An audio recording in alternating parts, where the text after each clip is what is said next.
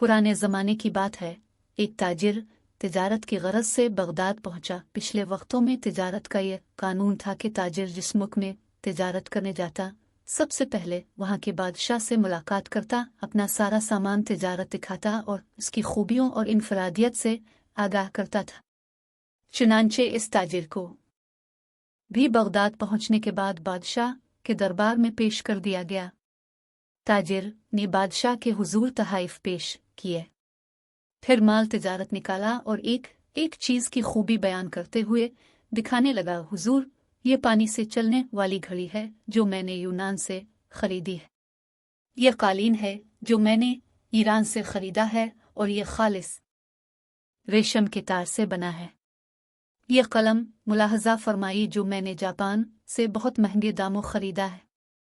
ताजिर ने एक एक माल की अहमियत बयान की। बादशाह ने मुस्कुराते हुए कहा, बहुत खूब, तमाम चीज़ें बहुत उम्दा नायाब हैं जो तुमने ईरान, यूनान और जापान से खरीदी हैं, लेकिन ये तो बता कि तुम्हें हिंदुस्तान में हमारे शायान शान कोई चीज़ नजर आई। ताजिर ने बादशाह को मुतासिर करने के लिए कहा, यूं तो बादशाह सलामत, अब के शायान शान बहुत चीज़ें थी, लेकिन जो चीज़ मुझे पसंद आई इसको हासिल करने के लिए मुझे कुछ अरसा वहां कयाम करना पड़ता, जबकि मेरे पास सिर्फ 2 दिन का वक्त था। बादशाह ने पूछा, अच्छा वो क्या चीज़ थी? ताजिर बोला, जनाब वो एक मोती है और इसकी खास बात यह है कि वो दूसरों को बांटने से बढ़ता है, इसको कोई चरा भी नहीं सकता और इस मोती से बहुत सारे जेवर भी बनाकर पहने जा सकते हैं। बादशाह बहुत मुतासिर हुआ और कहने लगा, मैं उसे हासिल करना चाहता हूँ।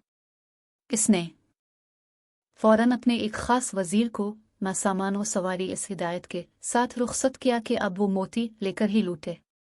वजीर अपने मकसद के लिए निकल पड़ा।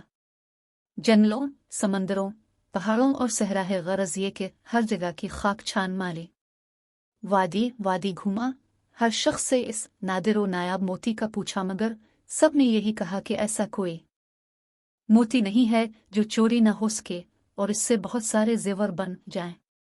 लोग उसकी बात सुनकर हंसते और कहते, मुसाफिर पागल हो गया है। यूं ही महीनों अब तक गए, नाउमीदी के साए गहरे होने लगे, लेकिन बादशाह के सामने नाकाम लौटने का खौफ इसको चीन नहीं लेने दे रहा था। वजीर ने हर मुमकिन कोशिश कर ली कि ऐसा मोती मिल जाए, लेकिन ये ना मिला, सो इसने वापसी का इरादा कर लिया।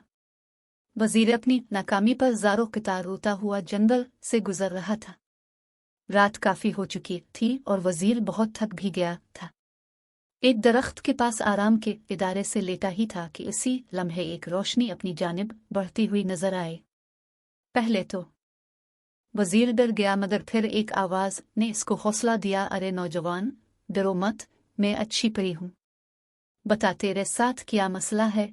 तो मुद्दतों का थका हुआ मुसाफिर मालूम होता है, बता मैं तेरी क्या मदद करूं? वजीर ने अपनी दास्तान कह सुनाई कि इसे जिस मोती की तलाश थी वो कहीं नहीं मिला। अब अच्छी परी वजीर के सामने आ चुकी थी और वो वजीर की बात सुन कर बेसाख्ता हंसने लगी। अफसोस के तुमने अक्ल से काम नहीं लिया और महज एक मोती की तलाश में महीनों मारा मारा फिरता रहा। वजीर बोला, अच्छी परी, मैं तुम्हारा मतलब नहीं समझ। वो बोली, भले आदमी, वो मोती दरअसल इल्म का मोती है, लेकिन तो इसकी जाहिरी शक्ल को तलाश करता रहा। इल्म तो एक ऐसी शय है जिसे हजारों नाम दिए जा सकते हैं। कहीं इसे फलदार दरख्त कहते हैं, तो कभी सूरज से तशबीह देते हैं और इसे समंदर भी कहा जाता है, लेकिन इसे कोई चरा नहीं सकता। लेकिन इससे जेवर बनाने वाली सिफत? वजीर ने हैरत से पूछा। परी ने मुस्कुराते हुए कहा, इल्म की बहुत सारी सिफात हैं, तुम इस मोती की सूरत को क्यों तलाश करते हो? याद रखो, हर शय की तासीर का ताल्लुक उसके नाम से नहीं बल्कि इसके अंदरूनी खूबियों से होता है। इसी तरह इल्म भी एक नायाब मोती है कि जिससे यह हासिल हो जाए वो इससे ऐसे ही सज जाता है जैसे इंसान जेवर पहनकर सजता है, और इसे कोई चरा नहीं सकता, बल्कि ये तो बांटने से बढ़ता है, घटता नहीं है। वजीर बड़े गौर से परी की बात सुन रहा था और बिलाखिर इस बात का कायल हो गया कि वाकई इल्म एक ऐसा मोती है कि जिसके पास हो वो दरअसल दुनिया के सबसे कीमती जेवर का मालिक बन जाता है। वजीर ने परी का शुक्रिया अदा किया, जिसके बाद अच्छी प्री वहां से गायब हो गई।